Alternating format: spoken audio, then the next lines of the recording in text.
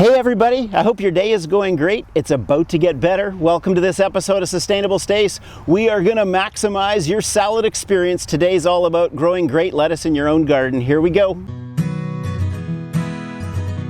I'm Stacy Taves. For me, healthy food and sustainability are totally connected. You can grow it yourself. Nature is generous. Well, it seems to me, guys, that lettuce is one of the simplest, most straightforward things to grow in your garden, and it's a beautiful thing to capitalize on fresh greens into your diet that you've grown yourself. They tend to prefer the shoulder seasons of the hot times of the year. So the cool spring before a hot summer and the cooler fall after a hot summer, kind of the same time of the season that you'd want to grow peas is when you'd want to grow lettuce. I generally have lettuce growing at 3 different phases or stages in the cool early season and the cool later season. I get it going from my own seeds. I have a little packet here of Sustainable Stace seeds. I just have 25 seeds or so in a packet like that, and a mixture of all different types of loose leaf lettuces that if I start them out in a seed tray, get them going, get them established, then I put them in the garden, and from there I harvest, and then I go about saving a few of those plants to maturity and saving the seeds for next season as well, and to share with friends and people who want to grow great lettuce as well at home. So I'll just show you a little bit of what I've been doing in the garden this season with the lettuce that we've got growing here. So these beautiful little babies here are a good representation of the typical loose leaf lettuce varieties that I grow each year in my garden and then I save the seeds from. I think there's 6 different varieties. You've got kind of a curly bright green leaf, you've got a really dark red leaf, you've got a variegated leaf that's red on the outside and green inside, a butter crunch lettuce, and I think I have a romaine in here. This is a romaine here as well. So at least 5 or 6 different varieties. When you look at these together, you can start to get some insight as to what's going on. This one's definitely a little low on nutrition. It's kind of winding up. I think this leaf wasn't connected very well to the plant, and we've just come through a bit of a hot time, and so it's feeling the pressure and the intensity of the heat because lettuce doesn't like hot temperatures. Take a look at this leaf. You can see that it's starting to do something different than producing food. Remember, lettuce is an annual, and it tries very quickly in 1 year's time to grow from a seed to becoming a plant that produces seed for the next season. This one has felt the heat. It feels its life is ending. It's going to start growing and sprouting up taller and taller and grow into flowers and seeds. So this one, if I wanted to stop it from doing that, I need to pick off the top and sever that. One of the key things about lettuce that you grow in your garden is that if it doesn't get enough moisture, it'll start to become bitter very quickly. So it likes cool weather, it likes lots of moisture. So when I plant my seeds or my starts, I always make sure I have a drip irrigation line right here. And as you can see, I've got both cardboard and coffee sacks tucked on either side of the plant, so I'm keeping all the moisture in. That one drip line goes a couple times a week for just 15-20 minutes to keep it nice and moist.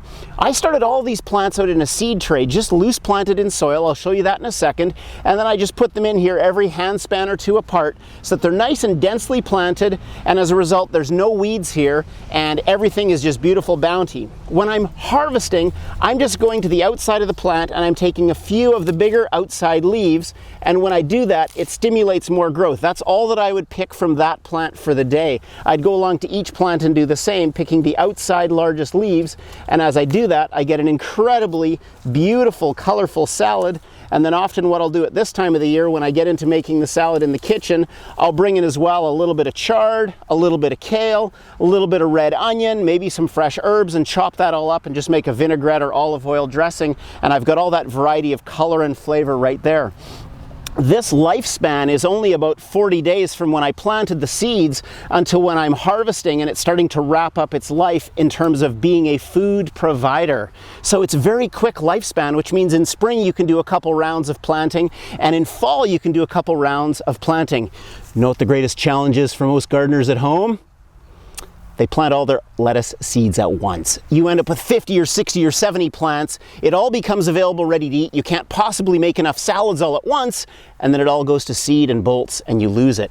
That's why it's beautiful to have a few different stages and phases of lettuce going on all at the same time so that you can keep on reloading your garden. In spring, I plant on the sunny side of the bed. But as it comes into summer, I plant on the shady side of the bed so that the taller plants that dwarf it will give it a little bit more of a cool, shady surrounding. Isn't that helpful? You betcha. Yes, all right, starting little baby lettuce plants. Here's everything you need. I've got a little tray to start in. I'm not using separate containers, just one big loose planting, watering can, some soil, and a cover, which I'll get to later. Starting off with my lettuce mix of sustainable Stace seeds. There's only about 20-25 seeds in there. What I've got here is just something for structure that holds things together, and this holds the moisture in, so you're not having to water very much. And I'll just get some soil in here. This is what they're going to root up in and get going. Seeds have a lot of natural vigor in them, so they won't take much to get going. Okay, I think it's really valuable once you've got your potting soil in your container to moisten it before you add seeds to it. Because when you moisten it, the moisture really causes the soil to settle and drop down, and it can really confuse the seeds in terms of getting them as such tiny little seeds like lettuce buried under a big mass of soil. It'll take them forever to sprout and germinate. So now it's nicely settled and moist, and then I've got my little seed pack open here. Now, my hand's a little bit dirty, a little bit wet, but I just want you to see how small lettuce seeds are, and they're different sizes and shapes.